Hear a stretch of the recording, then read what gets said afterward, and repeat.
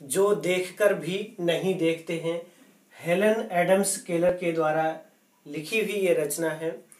ये उनकी आत्मकथा का एक अंश है जो क्लास 6 एनसीईआरटी की बुक के वसंत भाग 1 में ये संकलित है पाठ्यक्रम में। तो इसके बारे में हम पढ़ेंगे। हेलन एडम्स जो केलर हैं वो दृष्टिहीन थी और बधिर, यानी बोल नहीं सकती थी और देख भी नहीं सकती थी। जन्म इनका सामान्य बालिका के रूप में अमेरिका में हुआ था 27 जून 1880 में, और मृत्यु होती है 1 जून 1968 में 68 में। जन्म के समय ये सामान्य थी, लेकिन बाद में एक बार इन्हें लगभग 1.5-2 वर्ष की उम्र में बुखार आ जाता है, और जिसका दुष्प्रभाव ये होता है कि उनकी जो आंखों की रोशनी थी वो चली जाती है और वो बोल भी नहीं पाती हैं। यानी ऐसी स्थिति में किसी भी बच्चे का बचपन कितना कठिन हो जाएगा, कितना संघर्षपूर्ण हो जाएगा, इसकी हम कल्पना ही कर सकते हैं। जहाँ जीवन इतना निराशापूर्ण हो गया हो, अंधकार में हो गया हो, वहाँ व्यक्ति का जो अपना धैर्य है, अपने जीने की जो बलवती इच्छा है, वही उसको आगे ले जाती है। और ये हेलन केलर के निजी जीवन से हम प्रेरणा भी ले सकते हैं, सीख सकते हैं। उन्होंने अपनी आत्मकथा लिखी स्टोरी ऑफ लाइफ, जिसमें उन्होंने अपने संघर्ष के बारे में बताया, और इस पुस्तक का अनुवाद दुनिया की अनेक भाषाओं में किया, और दुनिया को ये पता चला कि हेलन केलर ने किस तरह से अपने जीवन में संघर्ष किया और अपने जीवन में पढ़ाई को, एजुकेशन को कितना महत्व दिया, जीने के जो ढंग है, समाज के प्रति उनका जो योगदान है, वो एक अविस्मरणीय बन गया।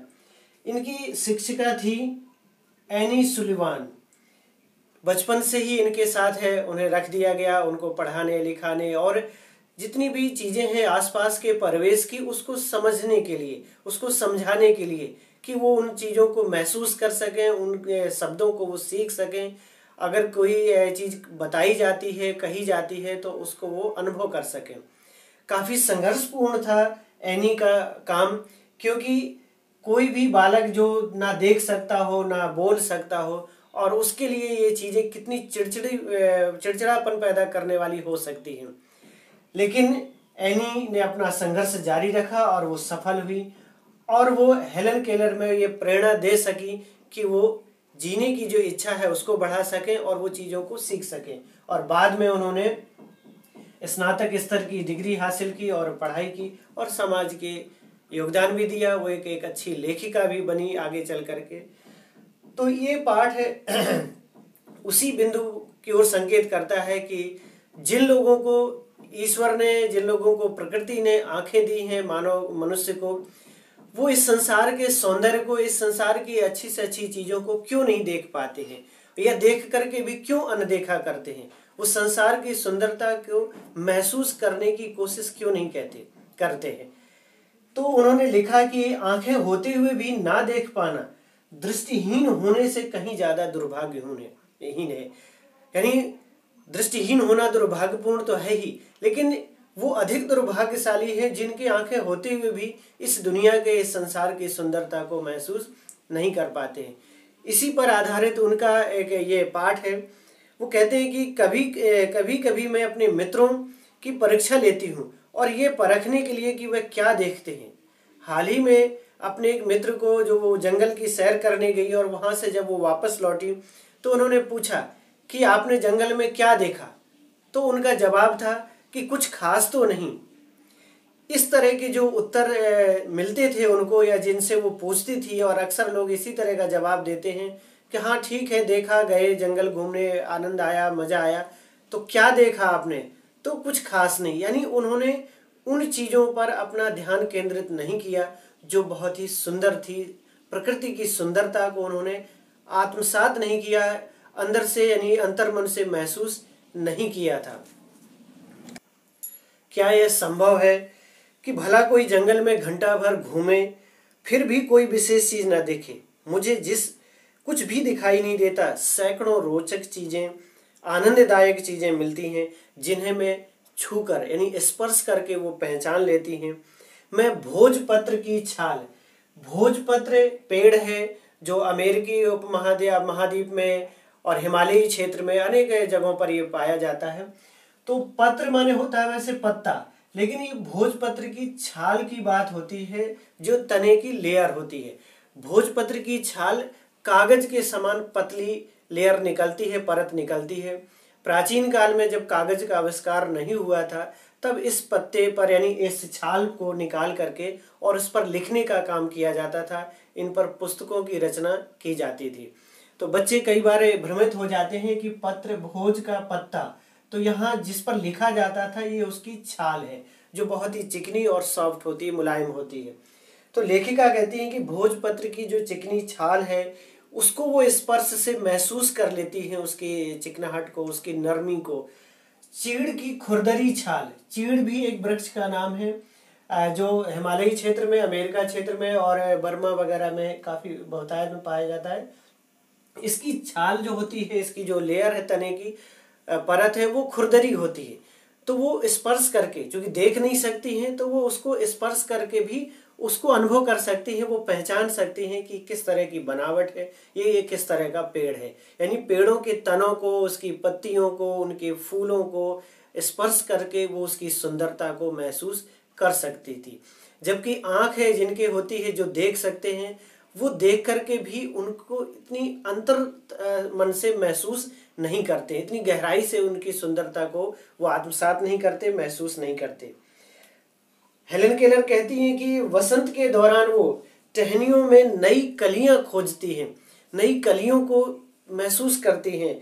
मुझे फूलों की पंखुड़ियों की जो मखमली बनावट है, पंखुड़ियां आप किसी भी फूल का ले लें, गुलाब का फूल की जो पंखुड़ी होती है कितनी सॉफ्ट है, कितनी मुलायम है, मखमल के समान है, और उसकी संरचना कितनी सुंदर होती है जब आप गुलाब को ध्यान से देखें।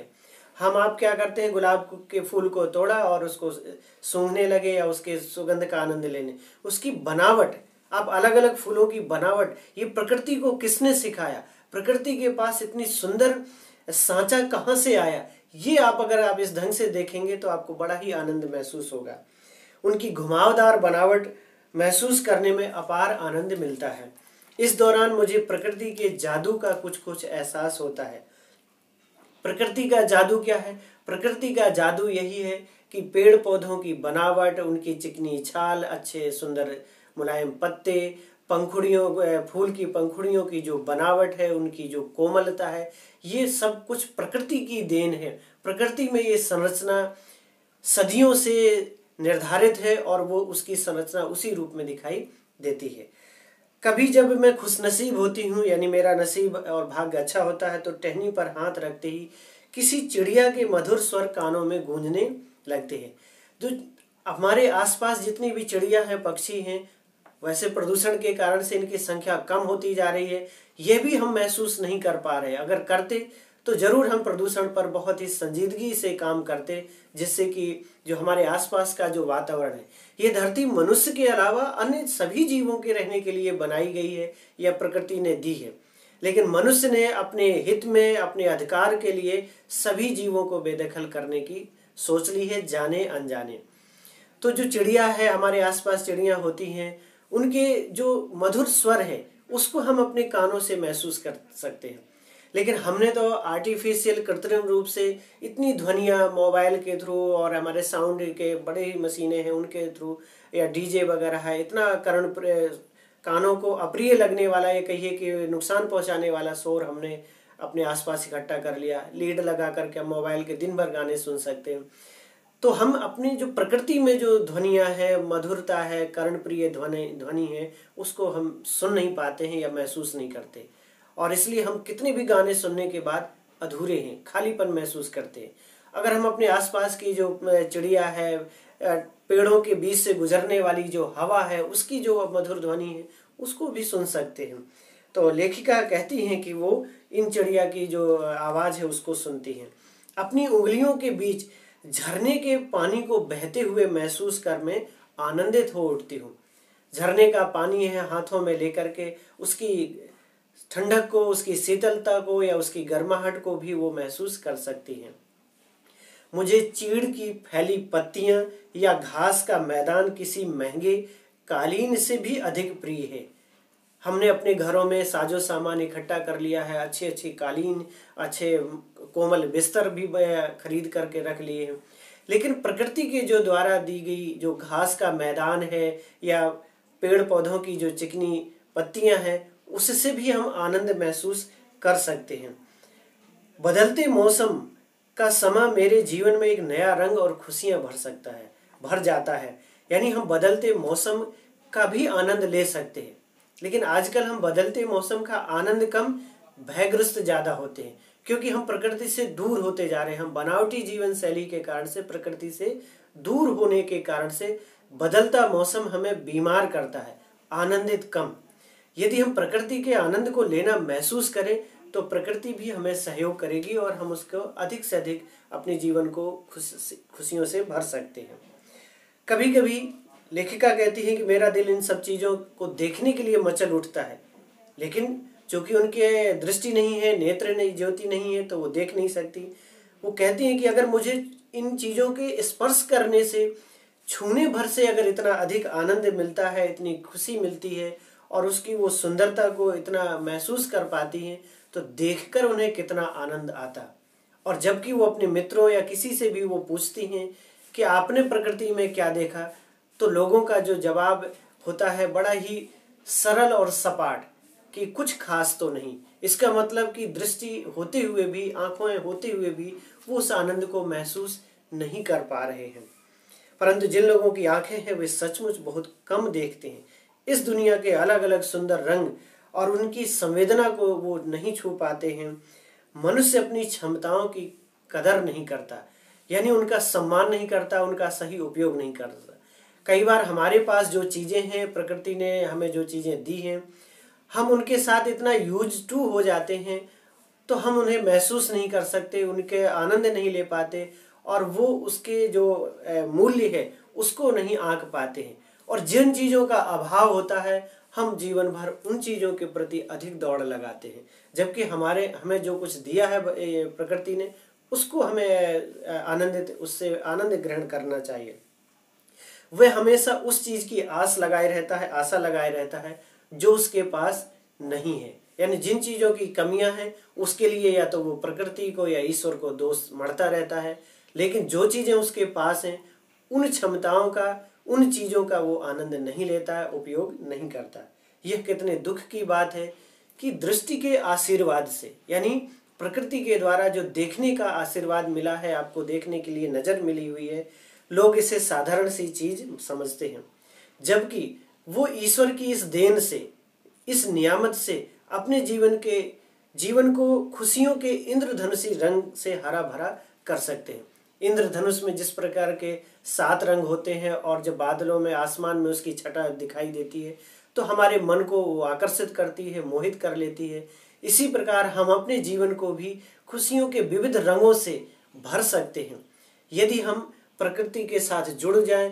हमारे पास जो कान सुनने के लिए, नाक सुगंध लेने के लिए और आंखें देखने के लिए हैं, त्वचा हमारी जो स्पर्श करने के लिए है, स्पर्श की अनुभूति करने के लिए, अगर हम अपनी इंद्रियों का इस संसार में सही उपयोग करें तो जीवन को सुख में बना सकते हैं, खुशियों के इंद्रधनुषी रंगों से रंग बिरंगा कर सकते हैं। लेकिन हम उन चीज़ों के पीछे दौड़ते रहते हैं जो हमारे आसपास नहीं है या जिन्हें हम हासिल नहीं कर पाए।